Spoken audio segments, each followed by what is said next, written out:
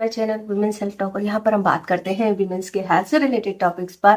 तो फ्रेंड्स, आज की वीडियो में बहुत ही इंपॉर्टेंट है और उन सभी महिलाओं के लिए है जिनकी या तो डिलीवरी होने वाली है या डिलीवरी हो चुकी है, क्योंकि प्रेगनेंसी के दौरान जो है महिलाओं की बहुत सारे चेंजेस होते हैं और डिलीवरी के बाद जो है उनका पेट अगर कम नहीं होता है या बढ़ा हुआ दिखाई देता है या ऐसा लगता है कि उनके पेट में अभी भी बच्चा है, तो ऐसा क्यों होता है और इसके होने के क्या कारण हैं और कौन सी बातें हैं जिनका आपको ध्यान देना चाहिए ताकि आपकी डिलीवरी के बाद में जो है आपका स्टमक ऐसा दिखाई ना दे।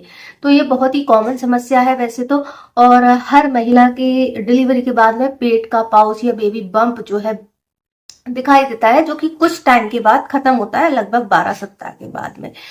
तो अगर आपका इतना टाइम होने के बाद भी बेबी बम्प दिखाई दे रहा है तो इसे कहते हैं मेडिकल टर्म में डायस्टेसिस। और ये डायस्टेसिस क्या होता है और इसे डायस्टेसिस कहते हैं और ये क्या होता है और इसके होने के क्या क्या रीजन होते हैं, इसको होने से आप कैसे रोक सकते हैं, तो चलिए आज हम इसी पे बात करते हैं।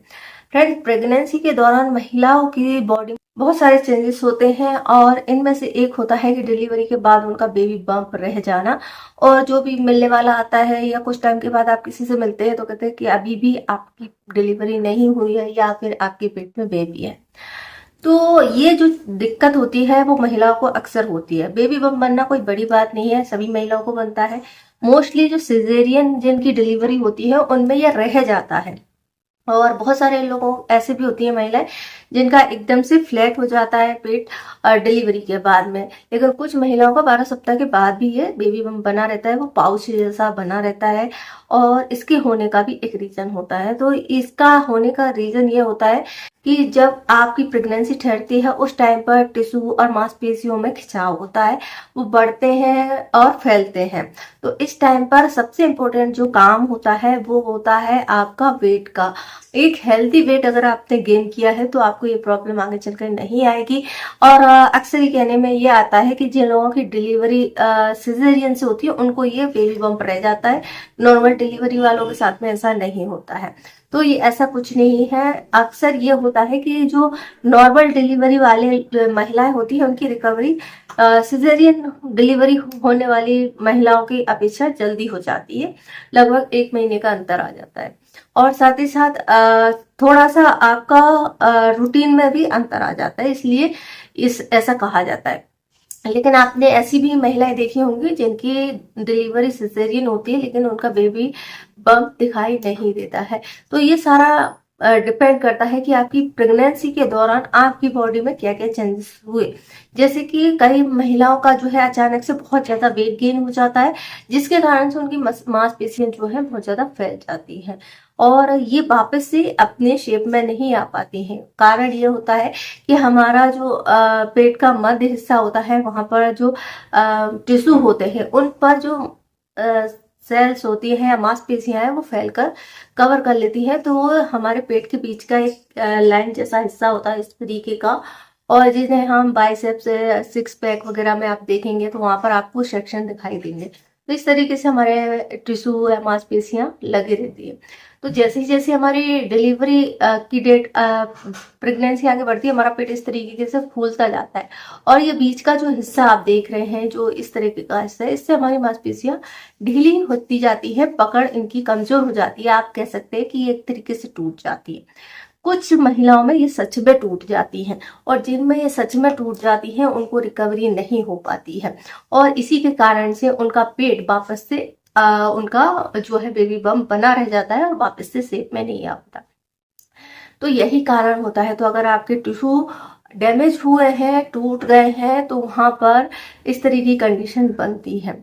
और इसके साथ साथ में ये कंडीशन बनती ही नहीं है, इसके साथ में ये बहुत ज्यादा नुकसान भी करती है, क्योंकि अगर आपके वहां पर टिश्यू टूट गए हैं तो इसके कारण से आपको हार्निया हो सकता है। हार्निया क्या होता है, जैसे कि हमारा ये हिस्सा है, यहाँ पर आपकी जो मांसपेशियां हैं कमजोर हो गई हैं, टूट गई हैं, तो वहां पर गैप बन जाता है और उन गैप की वजह से जो बाहर की स्किन की लेयर होती है वहां पर ये बाहर निकल आती है। तो इस तरीके से आपको निकलती हुई दिखाई देती है। तो वहां पर एक फूला हुआ मुलायम सा आपको एक शेप दिखाई देता है जिसे हार्निया कहते हैं।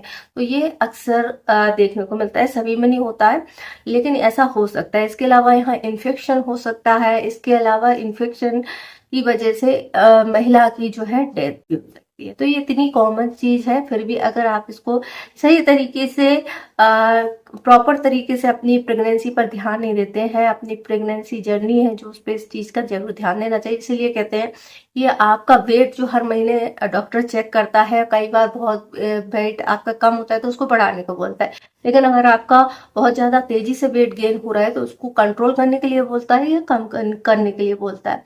तो ये चीज का बहुत ज्यादा जरूरी होता है कि प्रेगनेंसी के दौरान आपका वेट 10 से 12 किलो बढ़ना चाहिए। अगर आपका 20 या 25 किलो तक बढ़ जाता है तो आपको इस तरह की प्रॉब्लम देखने को मिलती है। ये तो हो गई कि ये बेबी बम्प बनता क्यों है, क्या हम इसे बनने से रोक सकते हैं? तो हाँ, रोक सकते हैं। एक हेल्दी वेट के साथ में अगर आपकी प्रेगनेंसी चल रही है तो आपकी डाइट और लाइफ स्टाइल में आप इस तरीके का रखें कि बहुत ज्यादा आप वेट गेन ना करें। जो 10 से 12 किलो है नॉर्मल है, आपकी पूरी प्रेगनेंसी के दौरान इतना ही वेट बढ़ना चाहिए।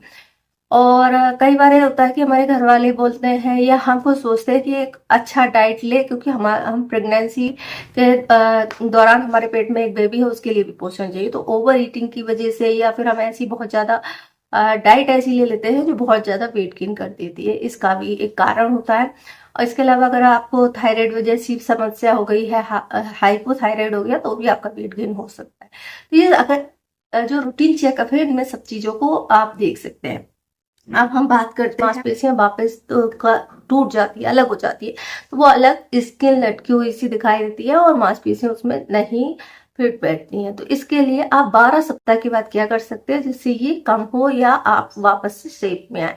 वैसे तो हमेशा डॉक्टर बोलता है कि आप ब्रेस्ट फीडिंग कराइए, इससे आपका शेप वापस आएगा, क्योंकि यूट्रस में संकुचन होता है। लेकिन बात यहाँ यूट्रस की नहीं है, यूट्रस की ऊपरी लेयर की है, मांसपेशियों की है, स्किन की है। तो इसीलिए आपको 12 सप्ताह के बाद कुछ एक्सरसाइज आप कर सकते हैं जो इसके लिए बहुत ही अच्छी होती है, जैसे कि साइकिलिंग होती है या क्रंचेस होते हैं या सिटअप्स होते हैं, या आप कर सकते हैं। इसके अलावा आपको बहुत ज्यादा आराम करने की जरूरत नहीं है, आप बच्चे उठा सकते हैं, अपने थोड़ी बहुत शॉपिंग कर सकते हैं, घरेलू सामान खरीद के ला सकते हैं। तो ये इससे आपके पेट की मसल्स जो है मजबूत होती है। अगर आप क्रंचेस या एक्सरसाइज कर रहे हैं उसके बाद भी आपको ऐसा लग रहा है कि पेट जो है बाहर की तरफ निकल रहा है, तो आप कुछ और दिन रेस्ट कर सकते हैं, अपनी डॉक्टर की सलाह से इसको कर सकते हैं। इसके अलावा डाइट में चेंज कीजिए। डाइट भी आपके मसल्स को मजबूत करने के लिए जरूरी है। प्रोटीन्स है या फिर एक हेल्दी डाइट जो है आपके लिए अच्छी रहेगी। अब जो मांसपेशियां होती हैं वो पेट के ऊपरी हिस्से में भी आपको यह दिक्कत पैदा कर सकती है, और इसके अलावा एब्डोमिनल हिस्से में भी। तो रेक्टस एब्डोमिनियसिस मांसपेशियों में दाएं और बाएं की जो मांसपेशियां होती है वो आपके पेट के बीच के हिस्से में ऊपरी तरफ चढ़ जाती है, जिसके कारण से आपको देखने में ऐसा लगता है कि आप अभी भी प्रेग्नेंट हैं। अब बात करते हैं, जैसे कि मैंने कहा कि अगर ये सही तरीके से रिकवर नहीं होती है, टिश्यू टूट जाते हैं, तो आपको डॉक्टर पे कब जाना है, कब आपको आपका चेकअप कराना है। तो बहुत सारे मामले ऐसे ही होते हैं जिसमें कि हानियां बनती है, तो आपको तुरंत डॉक्टर से मिलना चाहिए। इसके अलावा आपको लगातार दर्द रहे तो भी आपको डॉक्टर से मिलना चाहिए। इसके अलावा कई बार एक स्थिति इतनी गंभीर हो जाती है कि जो आपका ऑर्गन है बहुत ज्यादा टाइट लगता है, या वहां पर ब्लड सर्कुलेशन प्रॉपर तरीके से नहीं होता, जिसके कारण से जो पेशेंट है उसकी मृत्यु भी हो जाती है। तो अगर ऐसी जरा भी कोई दिक्कत होती है तो आपको डॉक्टर से जरूर मिलना चाहिए। अब जैसे डायस्टेसिस से बचने के लिए आप क्या कर सकते हैं? अगर आप डिलीवरी के पहले ही कुछ चीजों को फॉलो करेंगे तो ये प्रॉब्लम आपको नहीं होगी। जैसे कि प्रेगनेंसी के दौरान जो है हेल्दी वेट रखना, सही पोस्चर में रहना, यानी कि आप बैठने और उठने का जो पोस्चर होता है वो बहुत मैटर करता है, क्योंकि अगर आप झुक के बैठते हैं तो इससे आपका पूरा दबाव जो है पेट के हिस्से पे आता है और उससे मांसपेशियों में जो है खिंचाव ज्यादा होता है और ज्यादा फैलती है। इसके अलावा आपके कंधे जो है झुककर आपको नहीं रखना है, सीधा बैठना है, रीढ़ की हड्डी भी सीधी रखनी है, और गहरी सांसें आप ले सकते हैं जो कि आपको इसको हील करने में मदद करेंगी। इसके अलावा जो है आप क्रंचेस है, साइकिलिंग है, एक्सरसाइज कर सकते हैं, पानी खूब पीजिए।